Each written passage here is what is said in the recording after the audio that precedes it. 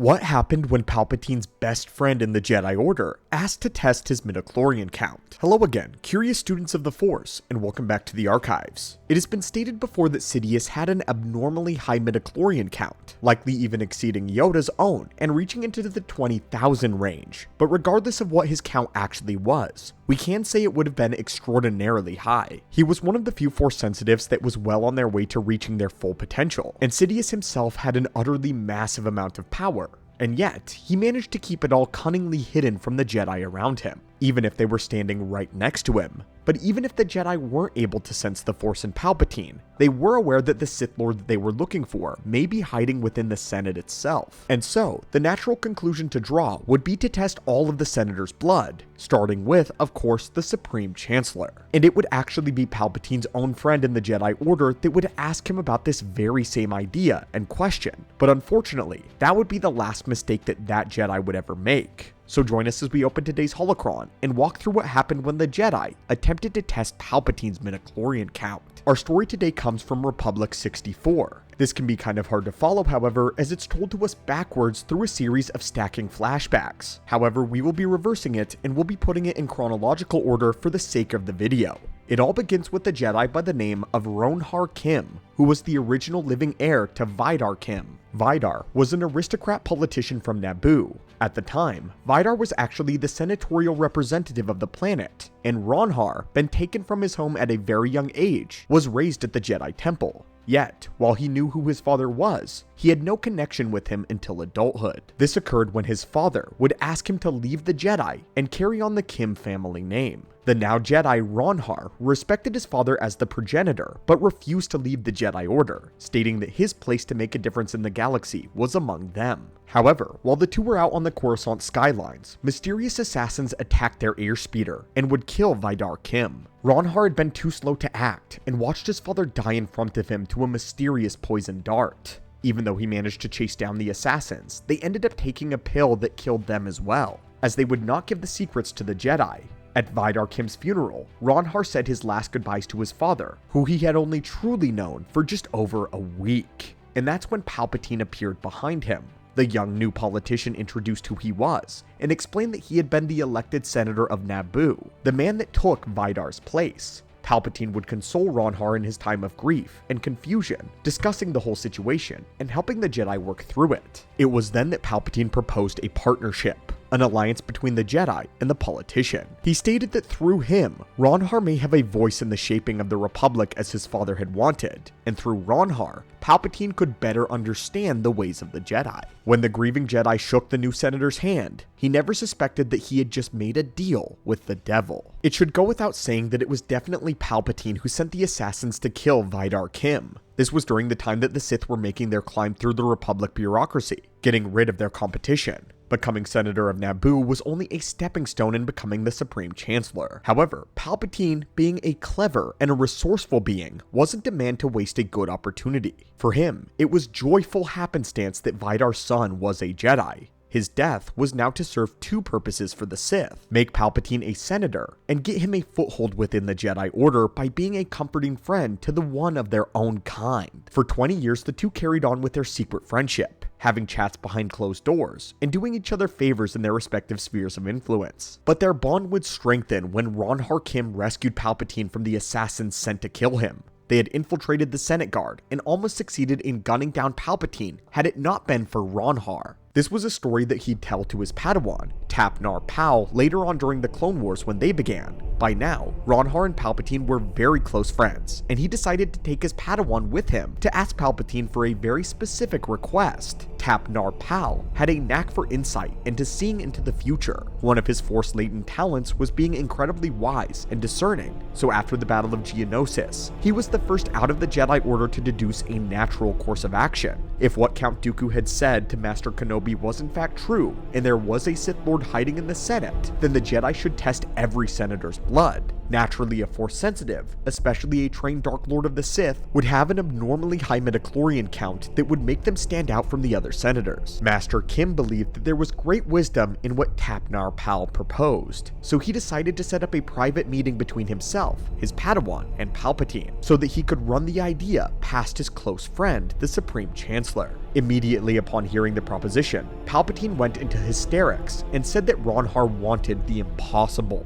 Palpatine then went on a rant, saying that Ronhar was presuming on their friendship, and that he had thought that Ronhar had been more political than most Jedi. However, he was wrong. Palpatine then goes on to say that the Republic was extremely fragile, and that the Sith, for those who have never heard of them, are considered a myth. He says that Dooku, however, they do know, and mentioning him will only remind the senators that the Separatist leader was once a Jedi. Palpatine also throws out that there are those who think that the entire war is a Jedi plot to begin with.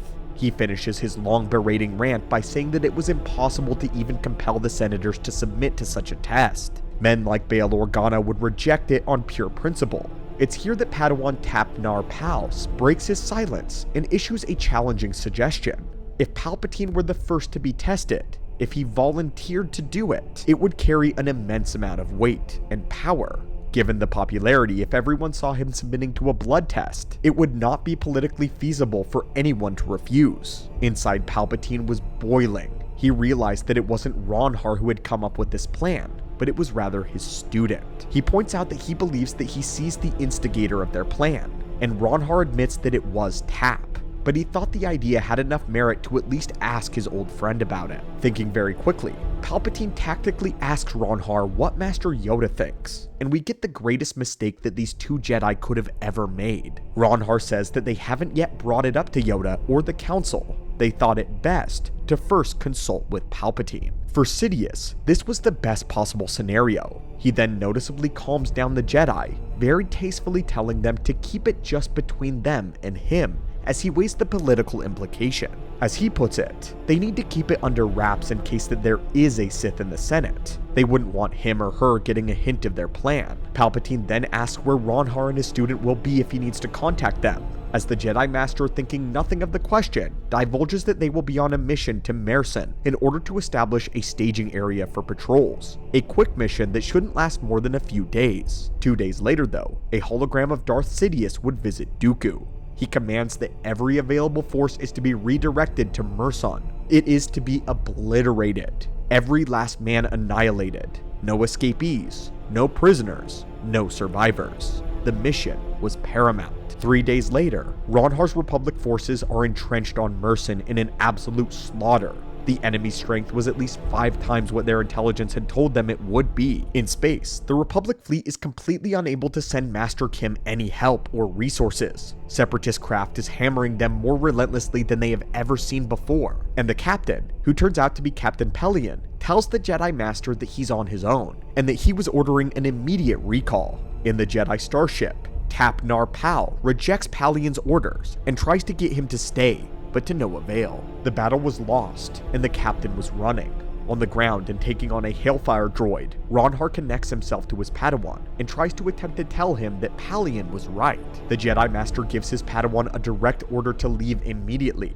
However, the Padawan ignores the order and throws his own starfighter down towards the ground battle to help his master. Unfortunately though, several vulture droids were on his tail, and they ruthlessly gunned him down before he could reach the surface. Kim watches as his Padawan's fighter smashes to the ground in an eruption of fire and plasma exhaust. The clone commander walks up behind the grieving master and states that there are only 9 troopers left, asking what his orders are. The Jedi could sense that there was no surrender from their enemies, so he simply says to take out as many of them as they can. Ronhar Kim and his company charge straight into the droid army to fall in a blaze of glory. Overwhelmed by blaster fire from all sides, the Jedi Master's thoughts were on his best friend as he breathed his last. Palpatine would give a speech in the 2 fallen Jedi's honor to the Senate, but of course he made no mention of any blood testing, and apparently none of the other Jedi did either. The idea of that died with Ronhar and his apprentice on Merson, and so That was the story of what happened when two Jedi attempted to test Palpatine's midichlorian count. I actually don't doubt that this is an idea that crossed the minds of the Jedi High Council, but they likely didn't propose it for the same reasons that Palpatine gave as excuses. The Republic was extremely fragile, and the Senate was already not cooperating. To suggest that they had an ancient mythical enemy in their midst, and that the only way to find out was an invasive blood test by the Jedi, was not going to work. The controversy and the blowback from such a suggestion would put the Jedi in an even more precarious position. I don't think that this apprentice was the only person to think of this, but Yoda or Windu would have almost certainly proposed the idea to the Council during a meeting sometime after Geonosis. But because the Republic was so unstable at the time, such a move could be the breaking point. I am actually glad that there was a storyline to explore this idea though, as figuring out Sidious's identity truly was as easy as a blood test. But Palpatine made sure to eradicate all chances of that ever happening. But what do you think? Were you as pleased as we were to see the answer, and why the Jedi hadn't attempted this? Also, what do you think about Palpatine having another friend in the Jedi Order besides Anakin? I thought it was interesting to see him interacting with other members of the Jedi. It's fascinating to see how he'll use just about anyone until they become useless or dangerous. Then he just disposes of them, sometimes in the most heinous way possible. But anyway, let us know your thoughts in the comments below, and as always, thank you so much for joining us today, and may the Force be with you.